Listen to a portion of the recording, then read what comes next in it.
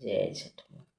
ससुर जी के बगिया नरियर नरियर फरे बहुत, वनमा में रोपल खजूरवा खजूरवा फरे बहुत। गंगा घाटे बैठले छठी माई रोबे जार बेजार। हमारो नहीं हरवा से बकवा बसे बड़ी दूर।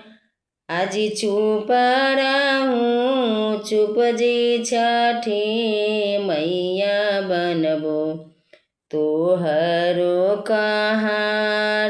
पेनी लेहू लाली चुनरिया करेला सोलहो सिंगार।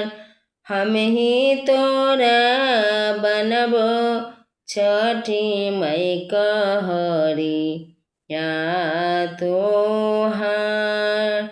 हथवा जोड़े बोले दुलरैता बाबू सुन छठी माई। हम ही तोरा बनबो छठी मैया कहरु तोहार।